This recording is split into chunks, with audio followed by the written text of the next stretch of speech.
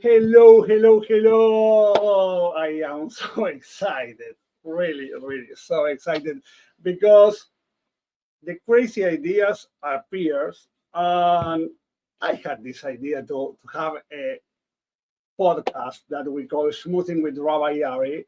And the idea of this podcast is to talk about the Jewish community in the water, talk about Judaism, to laugh, to have some kind of humor, and to invite people from our community that they can share with us what we have to do at the community. And today we have two special guests. One is a member of our Temple Emmanuel, and he was a past president of the synagogue. And also we have the director of the Federation of Taiwater. So we are going to have this fun time. But also, Aaron, Philip, thank you very, very, very much for My being pleasure. here. Absolutely. To kick things off. Well, somebody needs to translate for your Brooklyn accent. Yes, I am from Florida. Yeah, just but not Florida in South no, United States. not originally. Florida in Argentina. Yes, you've come a long way. You've come a long way. Well, thank you for having me. I mean, this is the premiere debut episode, which I am proud to be the producer of. Normally, I'm not on camera. I'm usually sitting where one of our guests are right now, off camera. But we wanted to start the show off a little unique, and that is with me interviewing you and letting the audience know just exactly who you are. Perfect. And you are Rabbi Ari. And we're just going to leave it at that, Yes. because if I try to pronounce your last name, I'll get thrown out. So, but Shmoozin with the Rabbi was a cool name because we're really just, the show's going to be all about talk and chat and with friends and all that stuff. But let's talk about that. You mentioned Temple Emmanuel, which of course I'm a proud member of, and board member also, because that's what happens when you miss the poker game.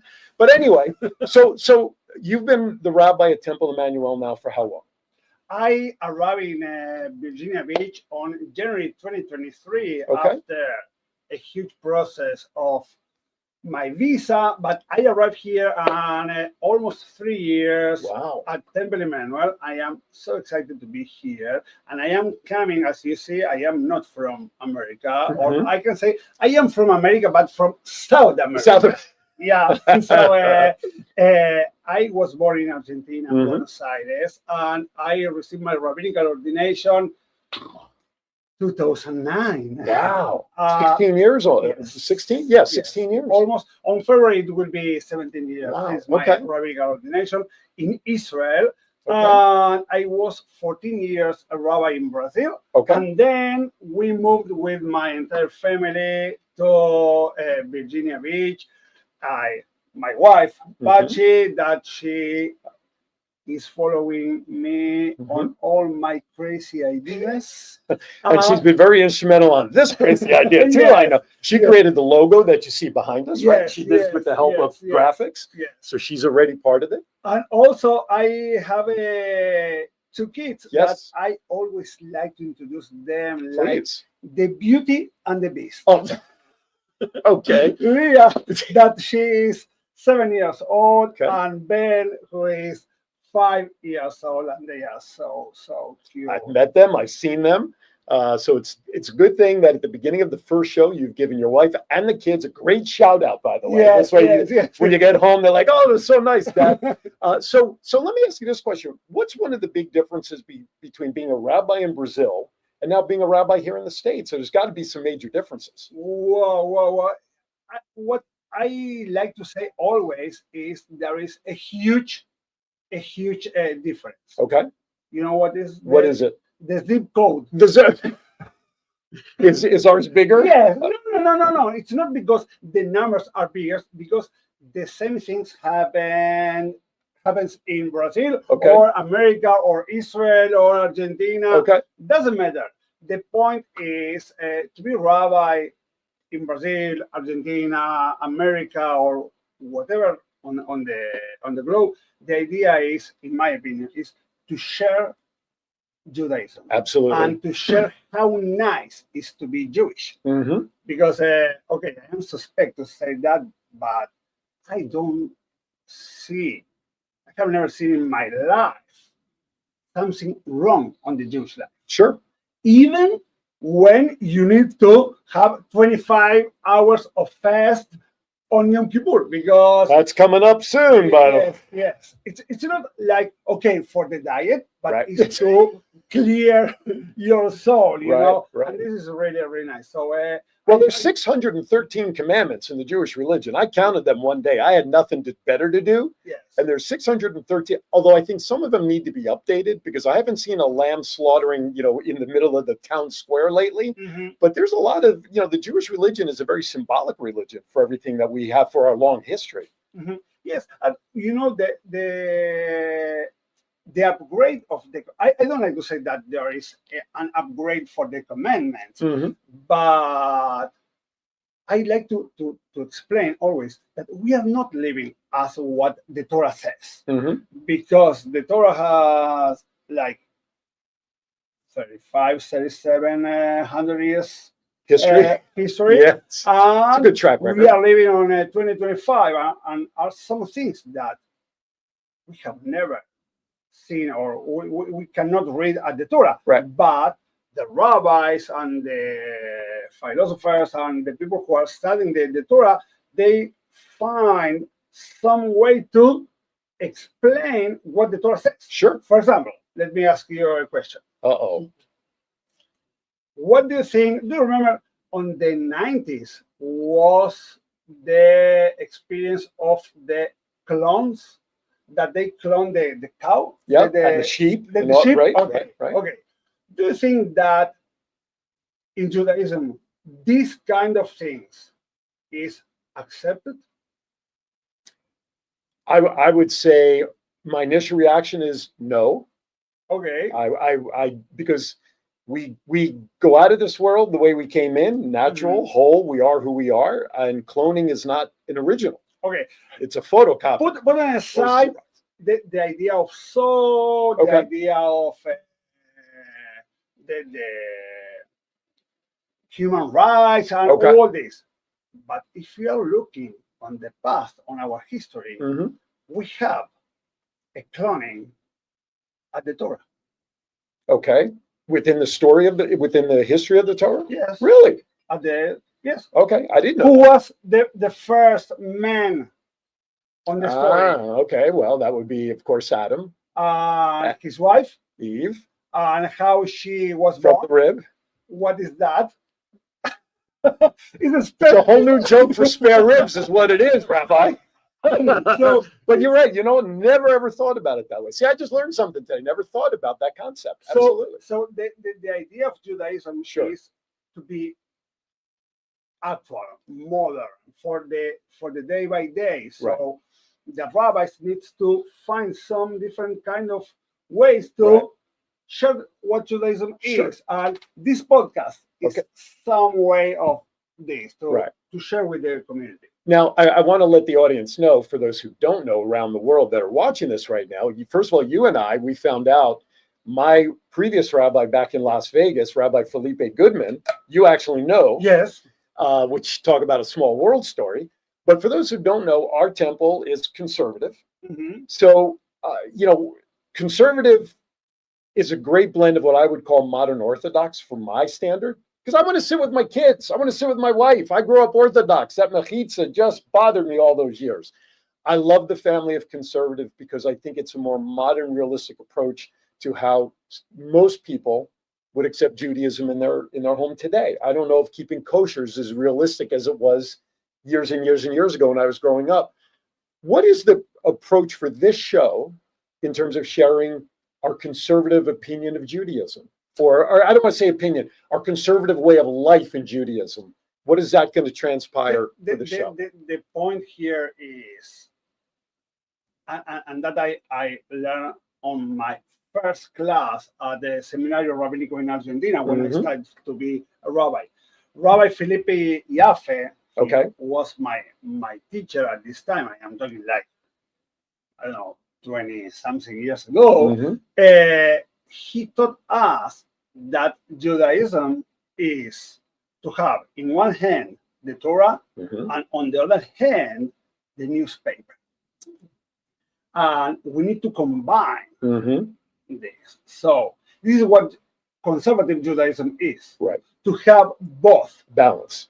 The balance. Exactly. Okay. And maybe, sorry that I am saying that.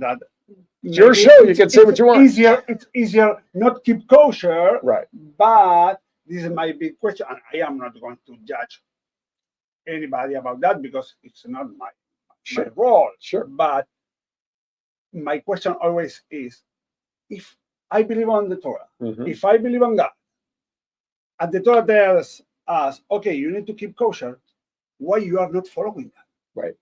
It's like you are going to the doctor tells you to take a pill. Okay, you have a high pressure, so you need to eat less salt, and you are still eating salt. So you believe on your doctor or not? It's like that. Sure. All right, here's what we're going to do. Okay, I'm going to take control of the show for about 30 seconds, and I'm going to tell you that these people did not come on to hear me blabber with you. You've got two great guests that you have slated. So what I'd like to do is let's go to break a little early. So John is ready in Vegas. And this way, during the break, I'll get out of the way and you can start the best part of the show, and that's with your guests. How's that sound? Perfect. All right. You're watching Shmoozin with Rabbi Ari all over the network. I'm Aaron Phillips, and I'm going to disappear for the rest of the show because we got some great guests. Rabbi, thank you for allowing me to open up for you. John, take it away, John.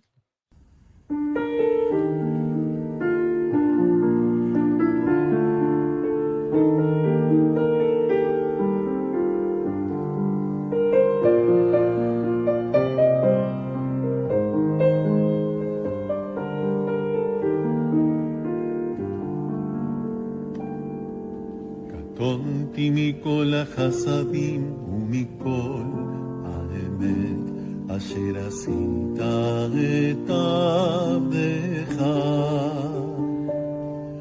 קטונתי מכל החסדים ומכל האמת אשר עשית את עבדך. קטונתי מכל החסדים ומכל האמת אשר עשית את עבדך.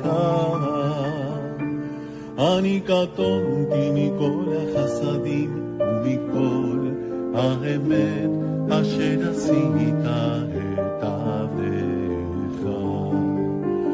כי במקלי עברתי את הירדן, אתה איתי לשני מחנות, הצילני נא, הצילני נא, הצילני נא. כי במקלי עברתי את הירדן, אתה איתי לשני מחנות, הצילני נא, הצילני נא, הצילני נא.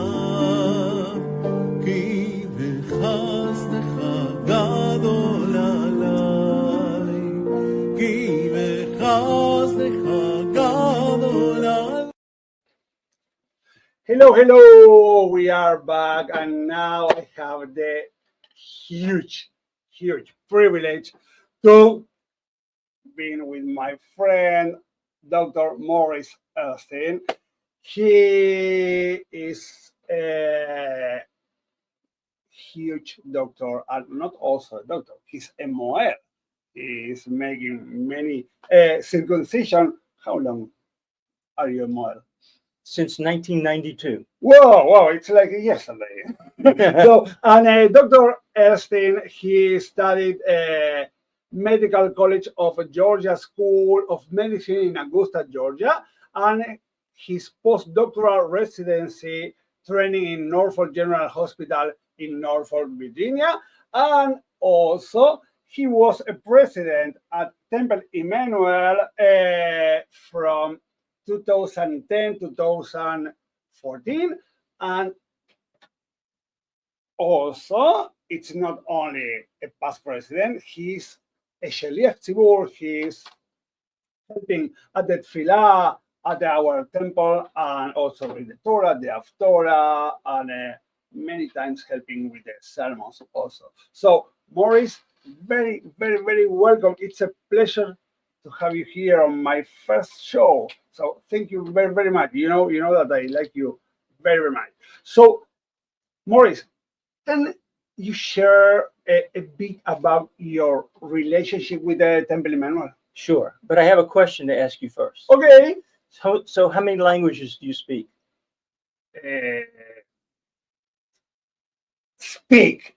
This is a good question because okay, I speak Spanish, I speak Hebrew, I speak Portuguese, and I am trying to speak English too. Well, that was my point. Because you do speak the universal language, which is broken English. And we love that because it just it's so endearing to hear you talk and speak in the synagogue. Thank And you. so I think everyone loves to listen to your sermons and what you have to share and say. Thank you very much. So as I asked you, you have been at the Temple Emmanuel. You are connected to Temple Emmanuel for a while, right? Yes. So I've been a member at Temple Emmanuel since 1981. And, you know, when I came, I had been a member of the Orthodox Synagogue in Norfolk. And it was my first time at the Conservative Synagogue in Virginia Beach. And what took me back was there was a woman sitting on the bema, which I had never seen before. Oh my gosh. And she had a fabulous voice, and everyone participated and sang. And it was my first introduction to egalitarianism. And it was absolutely wonderful. And I wouldn't go back any other way.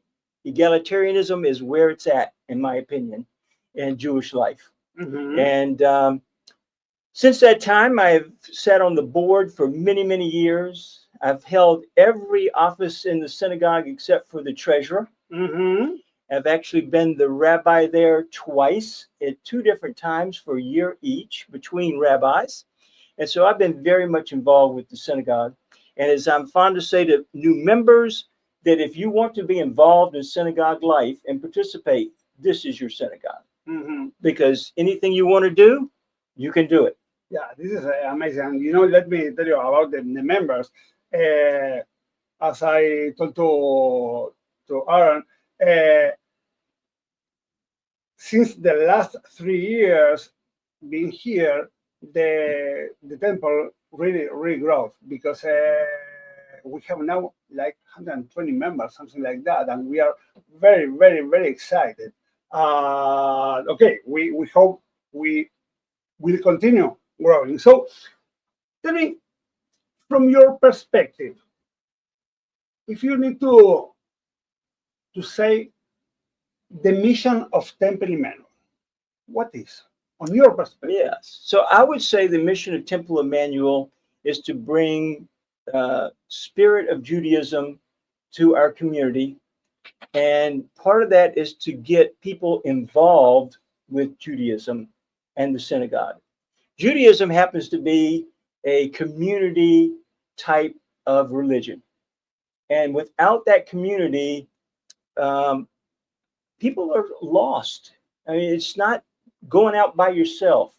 And through the synagogue and the people that I have met at the synagogue, I have a family of choice that is actually stronger than my family of origin.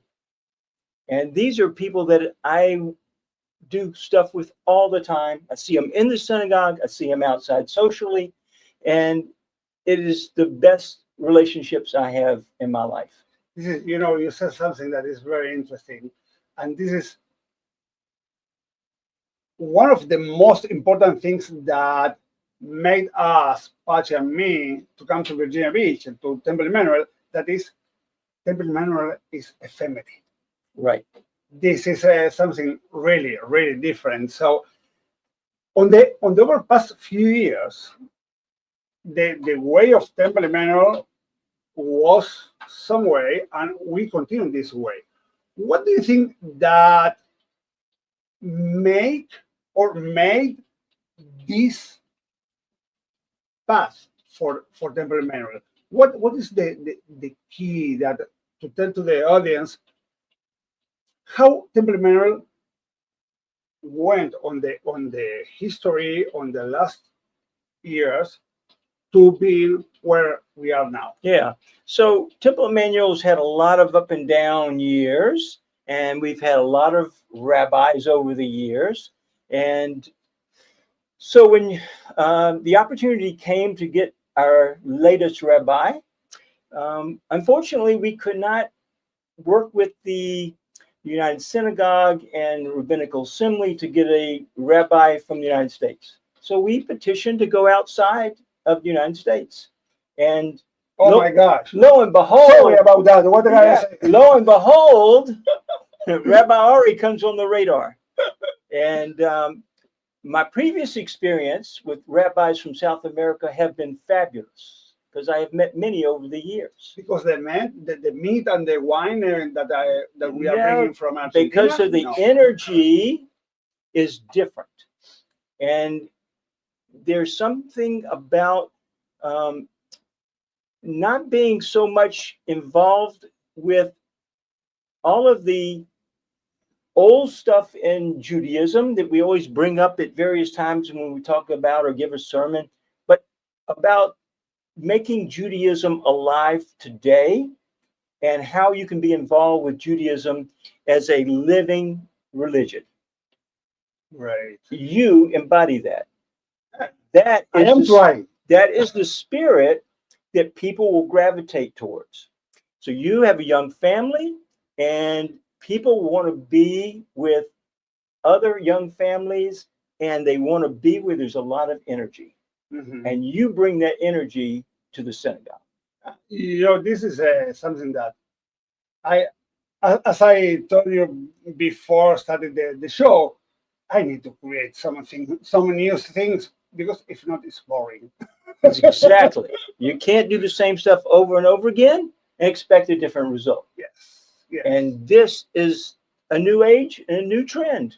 And if this brings people into the synagogue or closer to their religious activities, wonderful.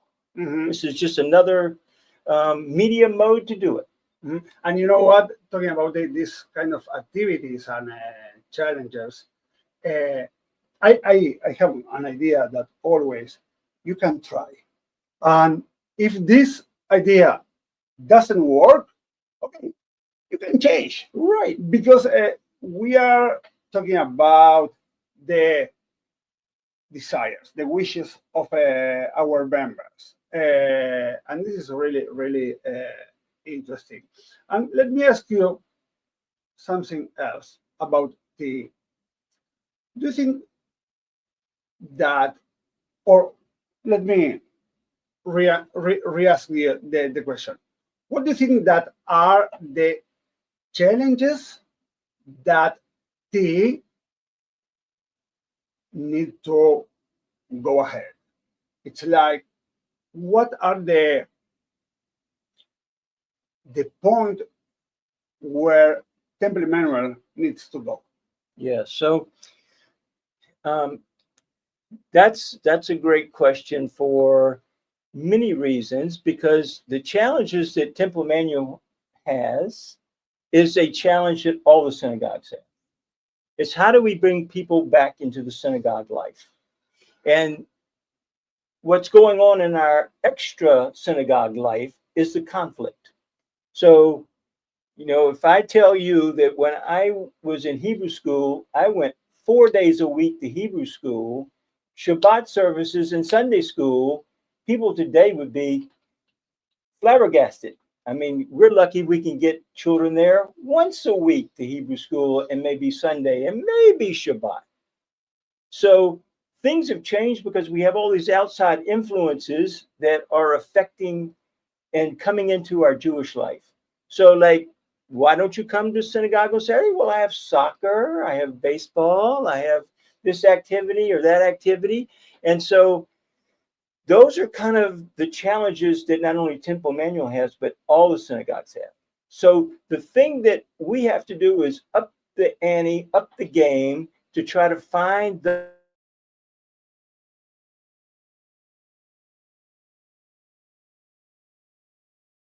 or you come Saturday morning, or to our special Havdalah services at the beach, or whatever you like to do. We need to have those things available for people and get it out there so that they can take part in whatever they want to take part in and be part of this community. This that you are saying remind me how I decided to be a rabbi. I decided to be a rabbi when I was studying for my bar mitzvah ceremony.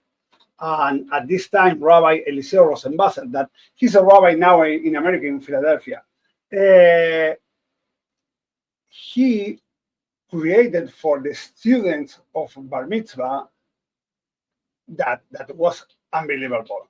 You need to come to the service Saturday morning, and after service, after the kiddush, let's play football, like soccer, not football that you are playing here. Right. That I am not understanding how is this relationship with football when the football is more with the hands and not with the foot. Feet, right. With the feet. So this is very, very interesting. But anyway, the idea is to create some things that are interesting for the people. And this is what we are doing at the Temple Man. We are trying to give many different kind of opportunities, like the Abdallah that you say at the beach, or the Kabbalat Shabbat, or Shacharis of Shabbat, or Rabbi on Demand, or the Hebrew classes at the JCC that we are giving, or to do healing, or the religious school, or many different kind of things that are all of them for the community. And what you have done is to meet people where they are and give them what they need. Exactly. And that's the most important thing. This is what is written in the Torah. The Torah says, you need to build a Mishkan, and I will live There. inside you. This is what God says. You need to build your Jewish environment, and then God is coming to you.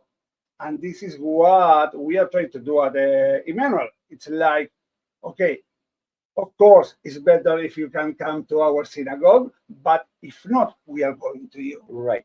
This is a very, very interesting. Let me ask you a different kind of questions that are the fun part of this. Do you remember the funniest Jewish childhood memory? Do you have a funniest childhood memory? Yes. Yes, I'd like to know. So probably Simchat Torah. Wow. So two of them. Simchat Torah, because while all the adults carried the Torah, all the children carried the silver. And we all marched around in the synagogue with the silver. And I loved it because there was a huge crown on the Torah, and I always got to carry that crown. And the other part that was my favorite time was at the end of Shabbat for Shalosh Shudas, the third meal. It was attended by all the men who made the meal, and then a lot of my classmates were there, and the men, and we had a wonderful third meal.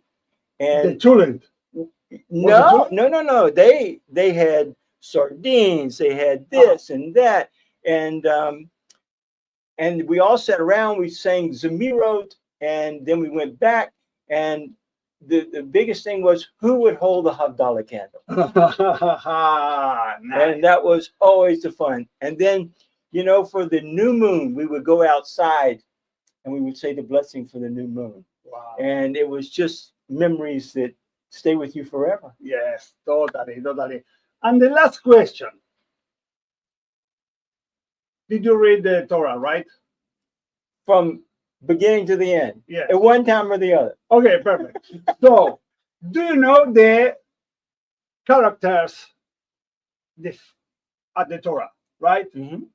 If you have the opportunity to invite one of all of them to your Shabbos table, which one would it be?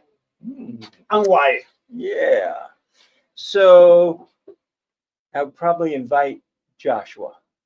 Joshua? Oh my, why? Because as he grew up under the auspices of watching Moses and learning all that time, having all the humility to sit back and wait for his time to come, and then became the great leader that Joshua became. Yeah, and also the first book after Right, it's the book of Joshua. Is the book of Joshua. Right.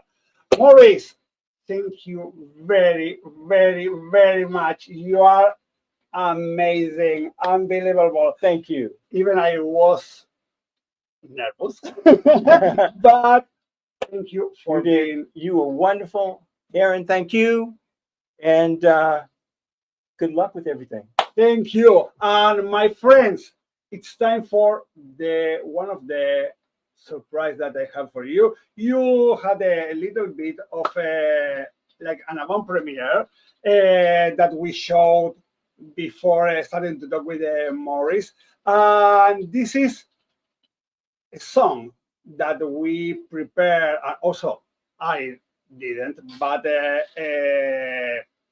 Cantor Alberto, who is coming for the high holidays, and this is the third year that he will be with us this year for the high holidays, starting Rosh Hashanah on September 22nd. He recorded a video with the song Katonti.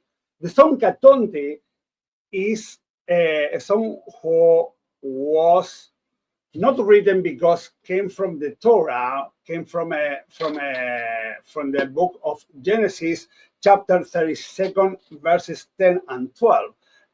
But Jonathan Rezan, he made this, he composed the lyrics for this song that is very, very nice, because the song says, Jacob said, O God of my father Abraham and God of my father Isaac, the Lord who said to me, return to your land and to your birthplace, and I will do good to you, have become small from all the keenness and from all the truth that you have reserved your servant.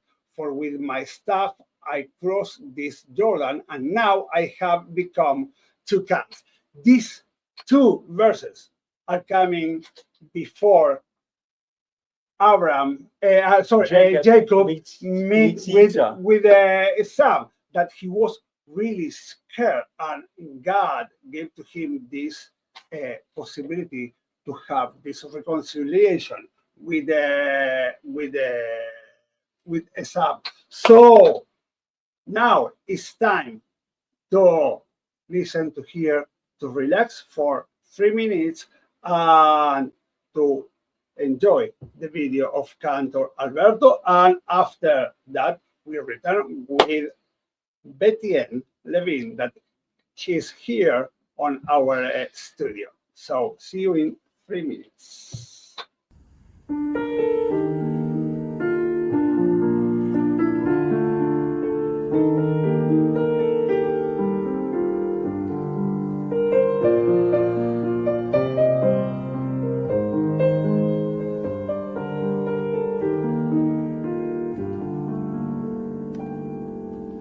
קטונתי מכל החסדים ומכל האמת אשר עשית את עבדך. קטונתי מכל החסדים ומכל האמת אשר עשית את עבדך. קטונתי מכל החסדים ומכל האמת אשר עשית את עבדך. אני קטונתי מכל החסדים ומכל האמת אשר עשית את עבדך. כי במקלי עברתי את הירדן, אתה איתי לשני מחנות, הצילני נא, הצילני נא, הצילני נא. כי במקלי עברתי את הירדן, אתה איתי לשני מחנות, הצילני נא, הצילני נא, הצילני נא, כי בחסדך גדול עליי, כי בחסדך גדול עליי, והצלת, והצלת נפשי משול תחתיה.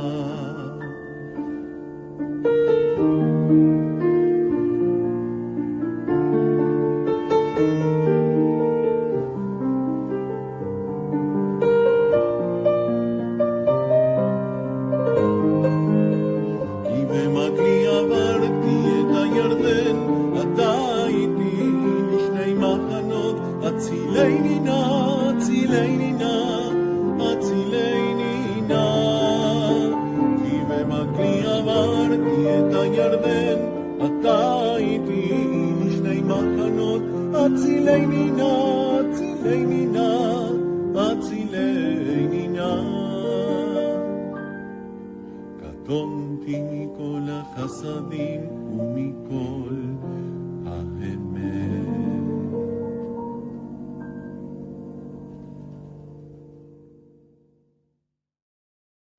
Love it. Okay. Hello, hello. We are back, and now we have the opportunity to share the screen and the microphone with Betty and 11. It's like that. Good job. Yeah. Thank Perfect. you. You know that I am very used to listen. Oli Zaleski, I have a very fun story about my last name. I was at the beach in Porto Alegre, and we ordered.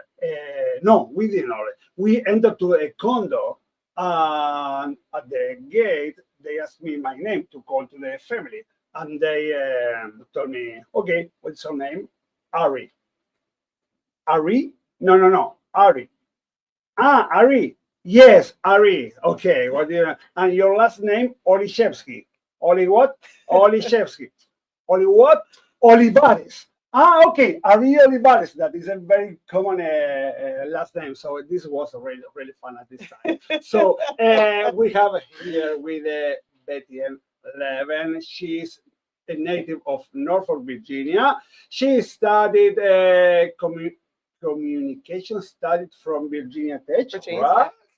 And Master of Healthcare Administration at the University of North Carolina, right? Yes, Chapel Hill. Exactly. And in September 2003, you started to join Jewish Family Service of Tidewater as its executive director and later CEO. And then since 2018, you became the executive vice president and CEO at the United Jewish Federation of Tidewater. Correct. So I started when I was 10 with all of this. Okay, yes, clearly. Of course. And also, she is married with Scott and mother to two teenagers, Sam and Julia, also the Beauty and the Beast, or depends on the day. Which one? Yeah, I will say that Dr. Elstein, your last guest, was the model for my son. I'll embarrass him. 17 and a half years ago. So I'm very honored to follow him. So maybe Simon changed to be from the Beast to the Prince. Correct. Exactly. Good job. Yes. Yeah. I am glad to it. Yeah. Okay, perfect. So,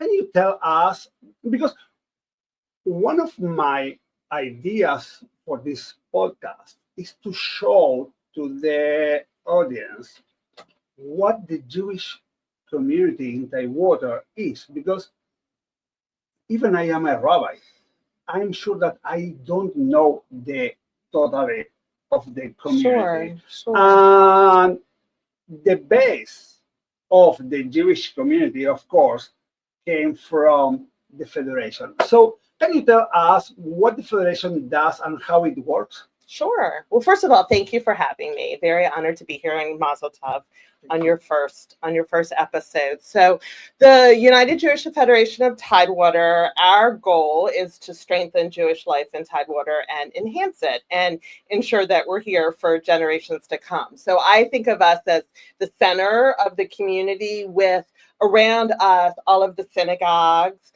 our Jewish institutions like Strelitz International Academy, like Torah Chaim, our day schools, Bina School for Girls, the Yeshiva, our agencies like Jewish Family Service of Tidewater, where I was for 15 years before the Federation, programs for Jewish youth to enhance Jewish identity, like BBYO, like synagogue youth groups, like USY and others, and a variety of programs. We're very, very lucky to have a strong Jewish community.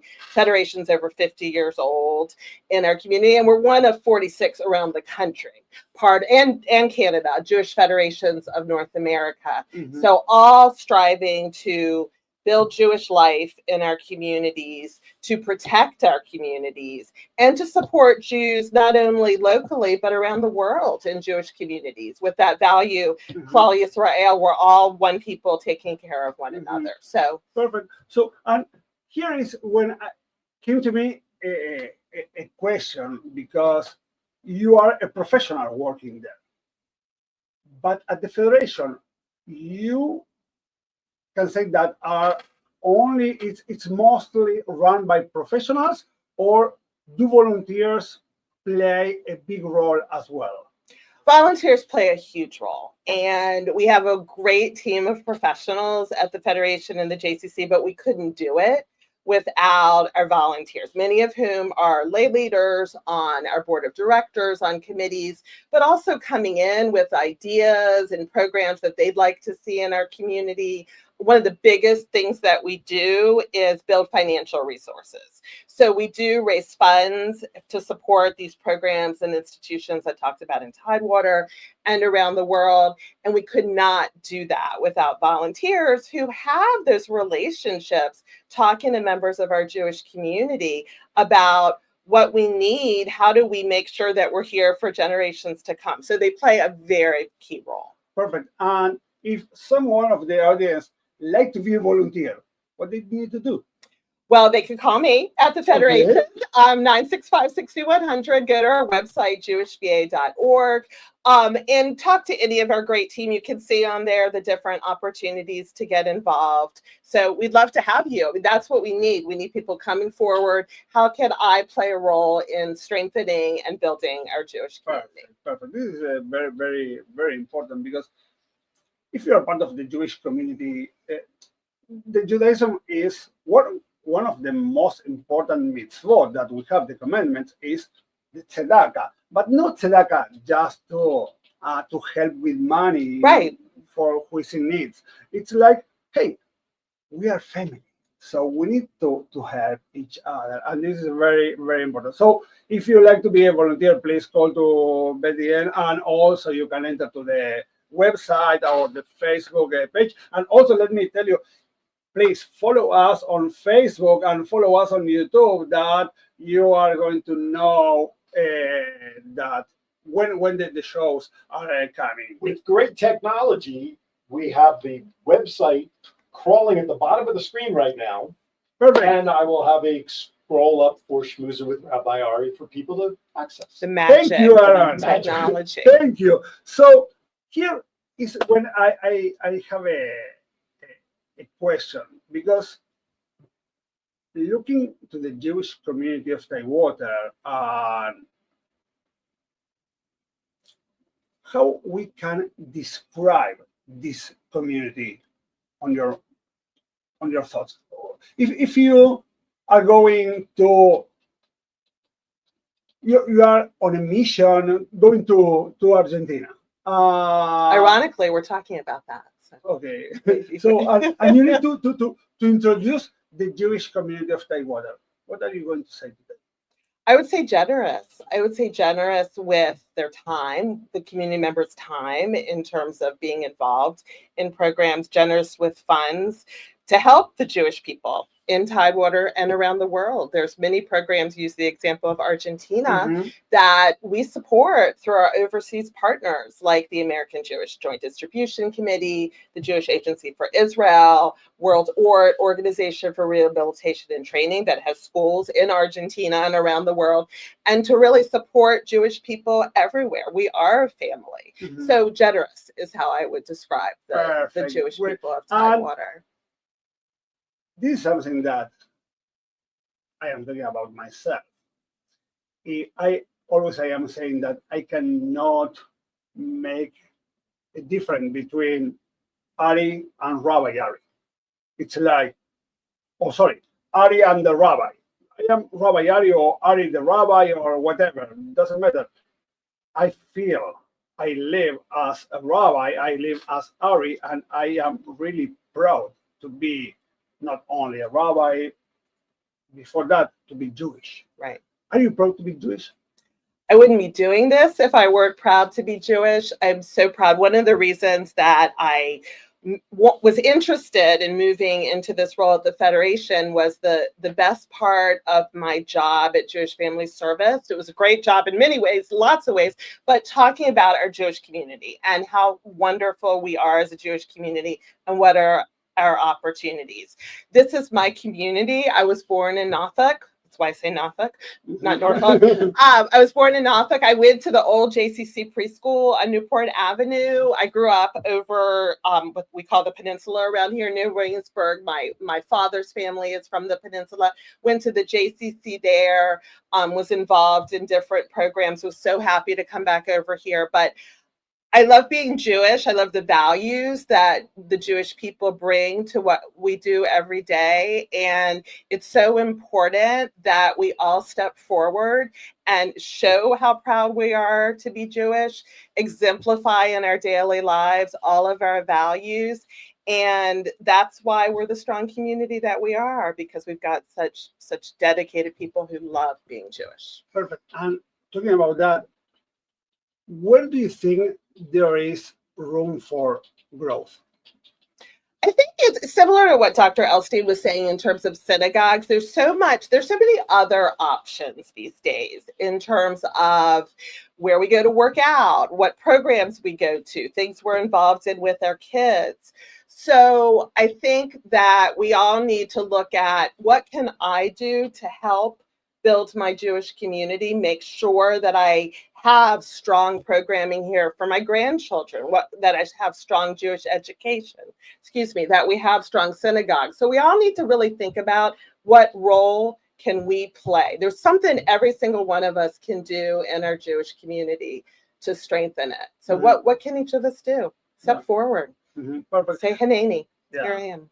And you told us that the Federation have really a very good connection with Israel.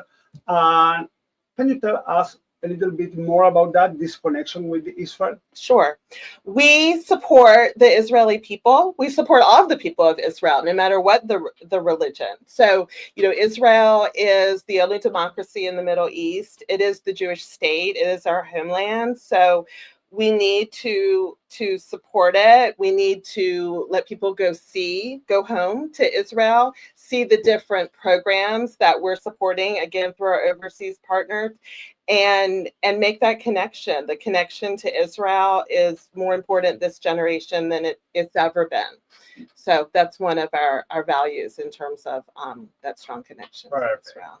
Now I am going to throw you a curveball. Oh gosh. And also I feel that I am a baseball player saying a curveball. But if you can, I'm not going to enter deeper on the Torah things. But if you have the opportunity, hypothetically, to change something from the Torah, would you change anything? No, I wouldn't. I mean, the Torah is beautiful. Look, I'm not in the spirituality business. I'll leave that to you and the other wonderful rabbis in our community. But there's something so sacred about the Torah and our story, and I wouldn't change a thing. I think I have a piece when I go into synagogue, and I've certainly had the opportunity to read Torah. Thank you for not asking me to do it today. On many occasions, it was my honor to do it for both of my kids, b'nai mitzvah. So there's some things that fine wine. Let's not change it. Let's leave it as it is. And, I can always find a new lesson in the Torah, and I thank you and many of your colleagues for reminding me of those lessons. Perfect. Thank you for this amazing answer. And the last one. If you could leave us with 3 key pieces of advice to keep the flame of Judaism alive for the future generations, what would they be? I would say be present, be generous, and be creative, because we have to do things in creative ways. We have to keep reinventing things. I'm going to change the Torah, but let's keep reinventing other things and finding creative ways, just like you've done here, in ways to connect to our community. Exactly. It's not to change, it's to adapt. It's what I told to Morris. Yeah. It's like the Torah and the newspaper. Right. We need to combine. That was a great analogy. Yeah. It's unbelievable to be Jewish and to enjoy what the Judaism offered to us. I wouldn't change the Torah, but I would make sure we take the lessons of the Torah and use them in different ways, creative ways. So the Torah is also very, very incredible, because you can find, this is something that is really amazing. Every single Friday and Saturday, we have the rabbis giving the sermons, but every year it's the same parsha, the same portion, and you pull something else out of it. Yes, every year you are coming with another message, from the same text. Right. So this is really, really unbelievable. So it's a treasure trove. Yes. At the end, thank you very, very, very much for joining us and for being here on the first. It's an honor. For the first episode, for our first show. So thank you very, very much. And we are going to meet many times at the Federation, of course. And thank you very, very much. So my friends, I can't understand how the time flies, because let me be honest with you, before starting, I was extremely nervous. Even I was, and I am excited for this first podcast. But anyway, it's like 10:52. We are closing our first show. And I like first to say thank you to our incredible guest, Morris Elstein and Betty N. Levin. Yes, I did, for sharing their time and wisdom. Also, I like to thank to Cantor Alberto Mirchuk, who is coming next month for the high holidays, and to Adrian Kolomirchuk, who played the piano for this beautiful music in the middle of the show. I like to thanks to my very close friend Michel Dorfman, a huge pianist, that he created our soundtrack for the show, and also to Taylor at the Temple Emmanuel. She helped a lot to spread the word about this podcast, and also to Aaron Phillips here at the studio and John in Las Vegas. Thank you very, very, very much for making the set come alive. And the most important, thank you, the audience, for being with me. And you know that a rabbi, if he's not telling a story, in my opinion, is not a rabbi. So for the end, I like to give you a message, to tell you a story that I like very much. The story is The Torch, and says, They say that there was a synagogue with a great candelabrum. Every Friday afternoon, the shames, the guy who takes care of everything at the synagogue, would light its candles to welcome Shabbos. One day, a young man asked, "Who lit the very first candle on this candelabrum?" The shames smiled and replied,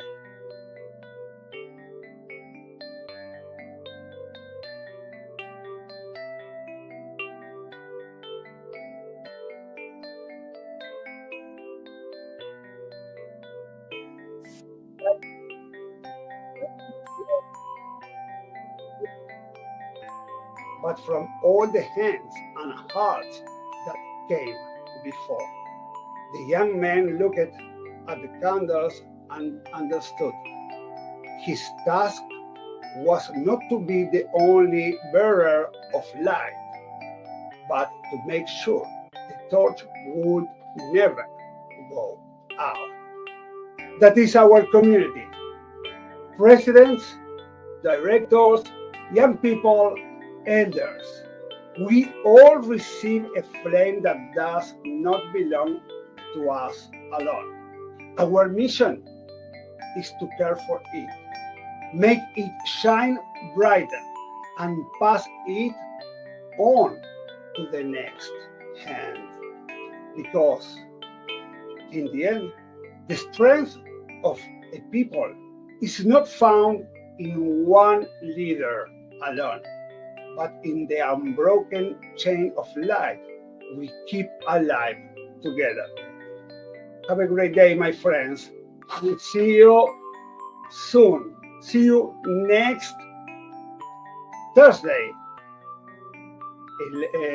September 11th, 10 a.m. East, here on our channel on YouTube and Facebook.